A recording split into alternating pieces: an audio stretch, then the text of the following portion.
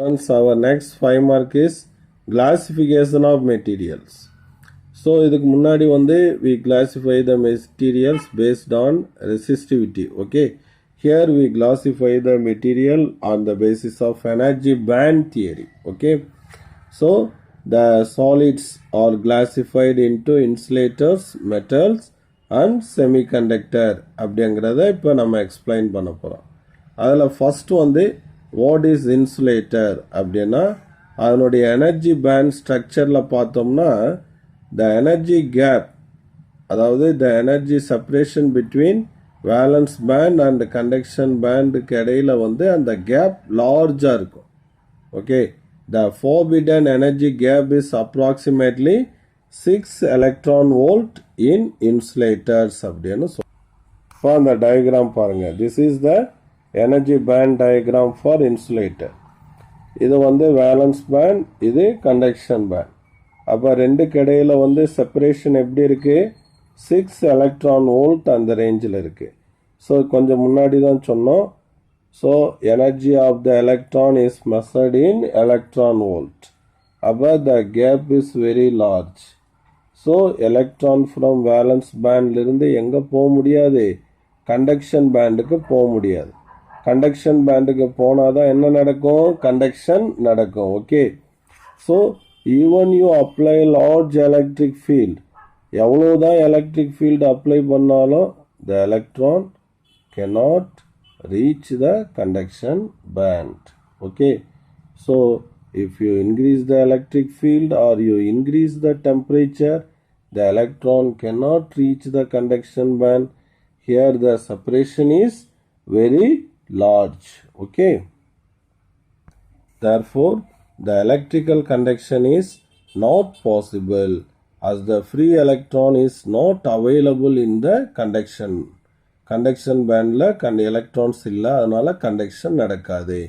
So these materials are called insulator, and insulator resistivity range is very high, 10 power 11 to 10 power 19 ohm meter for 1 mark area. Okay, resistivity symbol என்னது? ரோங்கிற symbol. Okay, resistivity, remember the word, not resistance. Next, conductors. So in conductors, the valence and conduction bands are overlap. See here, both bands are overlap in this place. So all electron present in the valence band is available in the conduction band. அப்போ valence பேண்டில் இருக்கக்கூடிய எல்லா எலக்ட்ரானுமே இதில் இருந்த மாதிரி ஆயிடுச்சு conduction பேண்டில். ஏன்னா ரெண்டுமே என்ன ஆயிருக்கு? ஓவர்லேப் ஆயிருக்கு. அதனால electrons in the valence band freely move into the conduction band அப்படின்னு சொல்லலாம். Even the apply of the small electric field, there is the continuous flow of electrons in a particular direction and constitute current அப்படின்னு சொல்கிறான்.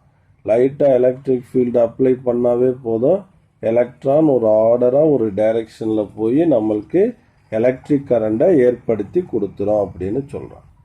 The application of electric field provide sufficient energy to the electrons to drift in a particular direction to constitute a current. So for conductor, the resistivity value lies very low, lies between 10 power minus 2 ohm meter to 10 power minus 8 ohm meter. The final one is the semiconductor. Semiconductor has very narrow energy gap between the valence band and conduction band.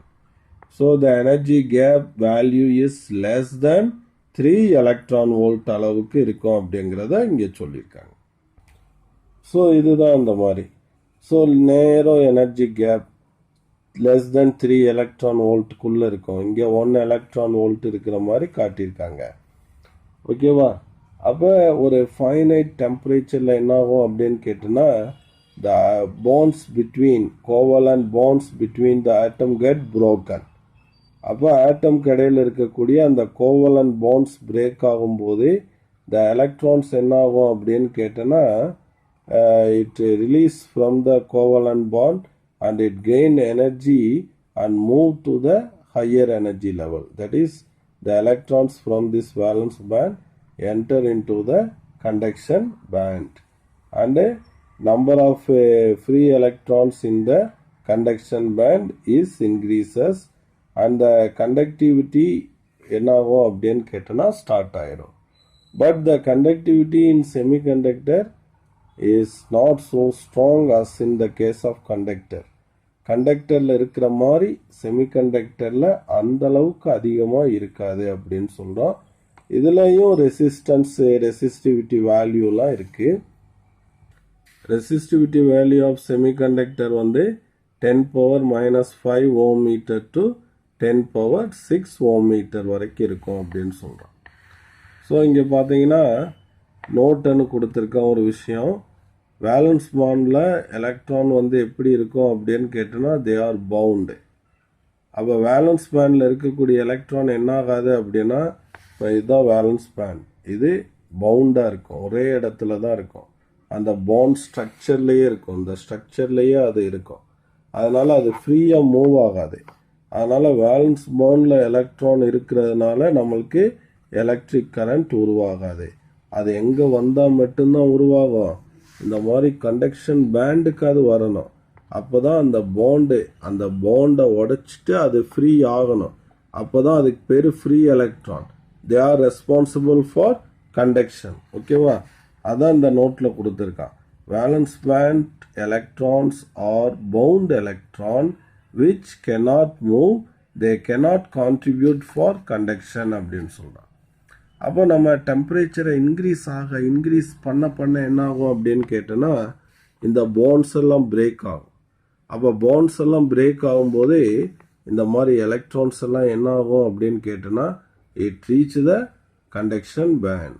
அப்போ வந்து என்ன ஆகும் அப்படின்னு கேட்டோன்னா, electrons அதிகமாக வர ஆரம்பிச்சிருச்சுன்னா resistivity என்ன ஆகும், குறைய ஆரம்பிக்கும். The resistance of the semiconductor decreases with increase in temperature. Okay, ஏன்னா எலக்ட்ரான்ஸ் வந்துச்சுனாவே ஃப்ளோ ஆஃப் கரண்ட் இன்க்ரீஸ் ஆகும்.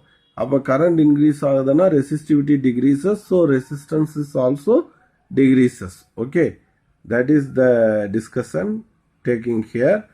So when the temperature is increased further, more number of electrons are promoted to the conduction band and they increase the conduction. Thus we can say that electrical conduction increases with increase in temperature அப்படின்னு சொல்றோம். அப்போ in other words resistance decreases with increase in temperature. ரெண்டுக்கு என்ன வித்தியாசம் பாருங்க. conduction increases increase in temperature. conduction எப்போ increase ஆகும், when there is decrease in temperature. அதுதான் இப்படி சொல்லியிருக்கா. ரெண்டுமே ஒன் வேர்டுக்குரிய லைன்ஸ் தான். conduction increases with increase in temperature. அப்போ conduction எப்போ increase ஆகும், when resistance decreases. அதை தான் இங்கே சொல்லியிருக்கான். Resistance decreases with increase in temperature. அப்போ டெம்பரேச்சர் இன்க்ரீஸ் ஆகுறதுனால ரெசிஸ்டன்ஸ் டிக்ரீஸ் ஆகுது. So we say the semiconductors are said to be negative temperature coefficient of resistance. Second லெசனை டர்ன் பண்ணி பாருங்கள். அப்போ the material having negative temperature coefficient of resistance are called thermistors அப்படின்னு நம்ம second லெசன்ல படிச்சிருப்போம். Thermistors. ஓகேவா? ஏன்னா செமிகண்டக்டர்ல டெம்பரேச்சர் இன்க்ரீஸ் ஆகும்போது ரெசிஸ்டன்ஸ் டிக்ரீஸ் ஆகுது. அதனால அதுக்கு என்ன பேர் சொல்றோம், negative temperature coefficient of resistance சொல்றோம். Negative temperature coefficient of resistance உள்ள மெட்டீரியலுக்கு என்ன பேர், தெர்மிஸ்டர் அப்படின்னு சொல்லுவோம். ஓகேவா? அப்போ most commonly used semiconductor materials எது அப்படின்னு கேட்டோன்னா சிலிக்கன், ஜெர்மானியம். அடுத்து சிலிக்கனில் forbidden energy gap value 1.1 electron volt, ஜெர்மானியமில் 0.7 எலக்ட்ரான் வோல்ட். எப்போ கேட்டாலும் நினைவில் இருக்கணும், ஃபெமிலியர் 1 மார்க்ஸ். ஸோ அவ்வளோதான் இந்த 5 மார்க்கு. ஸோ இந்த பேசேஜ் வரைக்கும் இது வரைக்கும் எழுதிட்டு 3 பேராகிராஃப் எழுதிட்டு 3 energy level diagram for insulator, conductor and செமிகண்டக்டருக்கு எழுதி முடிச்சிடலாம்.